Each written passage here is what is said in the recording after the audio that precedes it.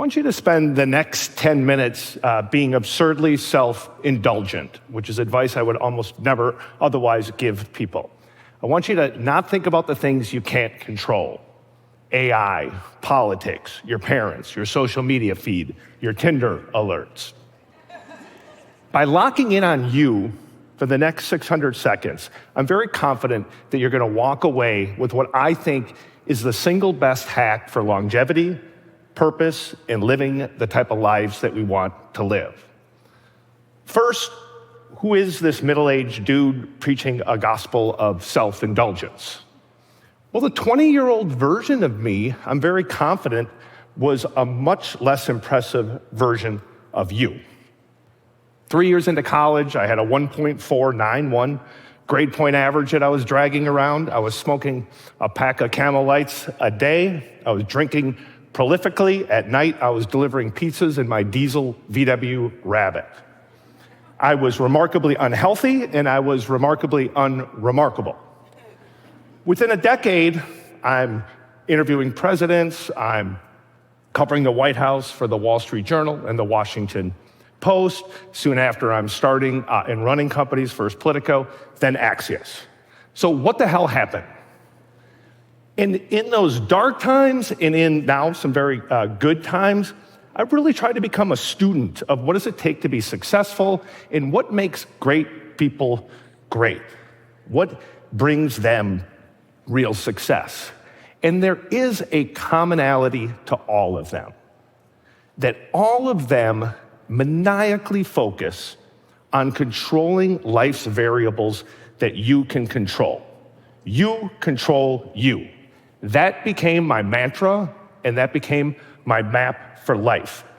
When I watched these people, whether they were teachers, doctors, entrepreneurs, every day they were maniacal about constructing their success and constructing their greatness piece by piece, day by day, on their terms. If we're being honest, a lot of us just surrender to others or to other things. We say, well, we can't do that because of my parents, my childhood, my circumstances, my DNA, my crappy luck. We just can't do it because we're under control of others or other things. And it's just BS. And it's just not a good way to live. You control you is just a much better, brighter way to live. And so I want to walk you through 5 different things that you can do that are free, that you can start today, and that are available to every single person in this room. You control today.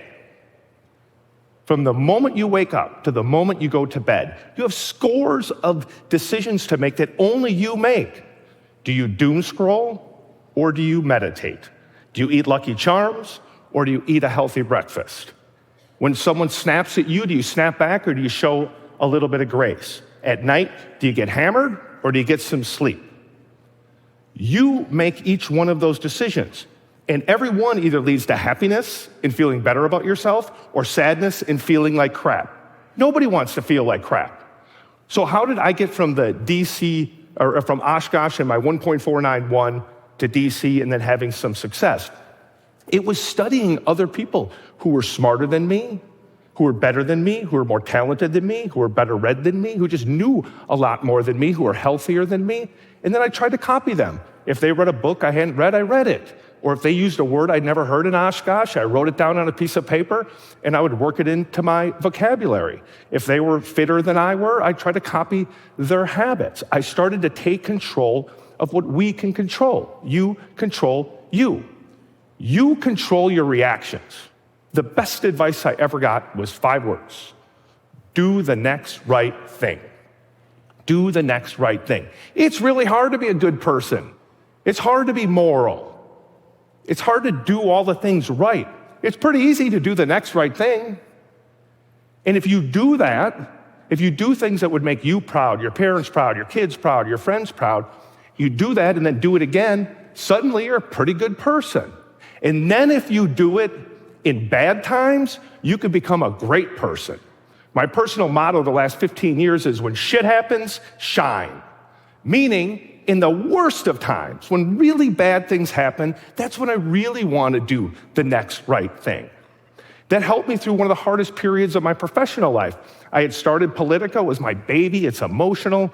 And like a lot of these startups, it was a success. And then there was turmoil, and I felt like I had to leave. And it's emotional. And I could have said and done things that would come back to haunt me. And every minute of every day during that period, I thought, I'm going to do the next right thing. I'm not going to do things that are going to come back and hurt me or haunt me. And it helped me get there. 3, you control your reality. That might sound weird, but you do. What you read, what you watch, what you listen to, that forms your reality. Your podcast, your YouTube channels, your newsletters, your friends, it's all a reality-shaping machine. The inputs affect your outputs. If you're inputting a lot of misery, a lot of doom and gloom, a lot of trivial stuff, you might be a doomy and gloomy kind of person and kind of trivial. But change that. If you control your reality, all you got to do is realize, listen, there's more good, high-quality information available to everybody in this room than at any point in humanity. It's all free, and it's not even close. If there's something you're curious about, you can Google it or ChatGPT it. If you want to know what Elon Musk thinks, or Mel Robbins would advise, or Taylor Swift feels, there's probably a podcast, or a video, or an interview with them. You can search that. You can change the inputs. You can put healthy, edifying content into your mind, have a better reality that you then share with other people. 4, you control how you're seen. This one might seem a little too absurdly self-indulgent, but it's actually a magic trick. You control how you're seen. When you're in a group setting, especially if it's tense or it's emotional, think about how other people are experiencing you. The way I do it is I almost envision myself having this out-of-body experience, watching me through the eyes of others. Our own eyes deceive, our own eyes lie.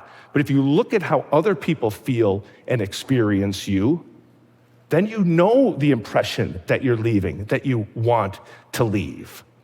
And it really helps you, I think, be the person you want to be and have other people experience you as the person that you want to be. This technique helped me through what was probably the hardest period of my life, but the most wondrous period of my life. It's about 7 years ago, and we adopted a teenage boy. And I had 2 teenagers already at home. And he had lost his parents. He was a rough part of his life, and he's a young guy doing what you do when you have a rough period of life. And I remember thinking, you know what?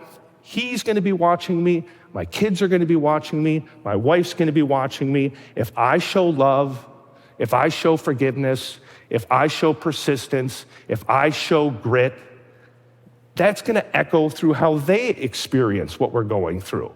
And if I'm rattled or I'm pessimistic, it would have an opposite consequence. And that process, I really believed, had a very small part in turning my son into this amazing, thriving, grateful college athlete today. And I think that applies to all of us. The 5th thing that you control is you control your destiny. You control where you're going. One of the things I hate the most is when I run into people and they just feel they're like a bobber or a log on a river, and you just have to go with the current. It's not true. You get to control where you go. You can control if you want to go against the current, if you want to go upstream. That is fully in your control. And I want to end today with a writing assignment, not that you need to do right now, but maybe do it later today or later this week. I want you to imagine yourself on your deathbed, thinking about your life. And did you live a life that you were proud of? Did you live a life that you could feel, you know what, I did it my way. I did it the right way. And write down the 3 things that it would take for that answer to be, yes, that was it. I lived the life I wanted to live. Then write down the 3 things that it would take to do that between now and then, to actually achieve the life that you want to achieve. That's your North Star. That puts you ahead of 95% on earth in terms of taking ownership of what you want to do with your own life. Man, I'm blessed. I grew up I had 4 grandparents who lived in my hometown. I have 2 parents who are still alive. I have an amazing wife, 3 wondrous children, and tons of really great friends and colleagues who've poured a lot of knowledge and a lot of love into my life. Richard Powers, in his book Bewilderment, says maybe the purpose of life is about leaving little pieces of ourselves behind in others. And I hope today that I've left a little piece of what all those people poured into me with you, and that you can leave little pieces of yourself in many others. And you can do it because you control you. So get her done. Thank you. Thank you.